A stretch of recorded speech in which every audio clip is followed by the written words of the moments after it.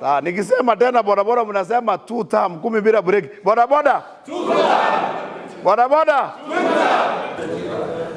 Swali ya kwanza kwamba nyinyi wote kama viongozi wa stages, do you confirm that you are the genuine chairman wa stage in Kisii Municipality, kwamba nikikuja nisimame nikwambie chairman hapa ni nani, watanionyesha ni wewe? Yes. Number 2, nyinyi kama viongozi wa Boda Boda wa Kisii Municipality ambao ni machairman wote, do you confirm that nyinyi hamuna any issue na chairman wa hii municipality ambaye ni Abbas, na kwamba hamujaandika ile vote of no confidence ya kurecall kukuwa na uchaguzi? Yes. Mko na confirm hamujaandika barua yote? Yes. You confirm that you support your chair? Yes. Tumekuwa na national chairman amesema hivi vitisho uchaguzi yenye ilikuwa hapa hakuna mpaka tarehe 27 2027. Kama mtu angetaka uchaguzi angekuwa hapa saa hii, tujue kwamba kwa nini anataka uchaguzi na anabakiwa na nani na reason zake za kutaka uchaguzi ni gani. Tumesikizana kwamba tulikuwa na shida ambayo nyinyi mmekubali kulikuwa na shida. Yes. Na sisi tukasema kwamba hizo shida ziliisha miaka 2 iliyopita. Saa hii tunasonga mbele kama watu wazuri, kama watu ambao wanataka amani Kisii. Na mimi nawatuma, go and be the peace ambassador, go and talk to our members, muhakikishe kwamba kuna amani Kisii na hatutaki tena vurugu yoyote na hatutaki shida. Kitu kingine, nyinyi kama wana Boda Boda wa hii Kisii Municipality, do you confirm that you are going to work with the government of the day? Yes. Hatujafika kwa 2 term.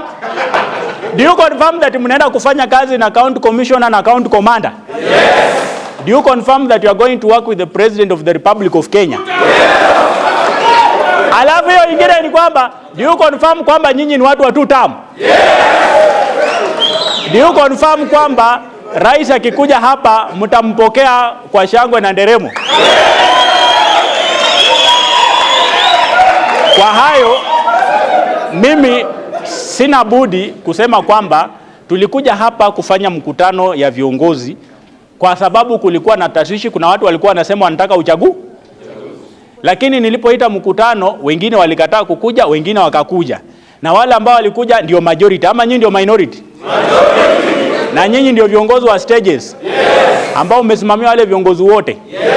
So mimi nataka kusema kwamba kuanzia leo hakuna uchaguzi mpaka 2027 wakati certificate ya wito.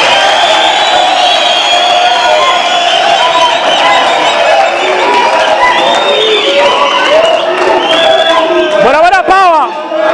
Boda Boda power! So mimi nasema kwamba katika Kisii Municipality hatutakuwa na uchaguzi tena.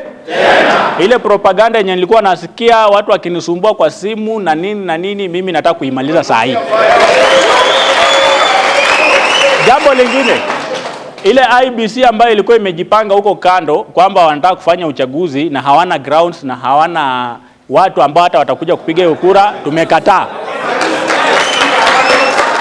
Imevunjiliwa now.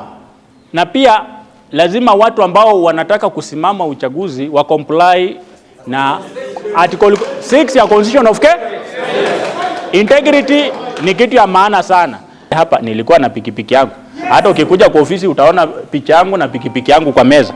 So lazima tuhakikishe kwamba wale watu ambao tunachagua ni watu ambao wako katikati yetu. Sisi kama sekta ya Boda Boda hatuwezi chukua tu mtu yote kukuja kuwa kiongozi. Na before kuwa kiongozi lazima ukuwe cleared na serikali.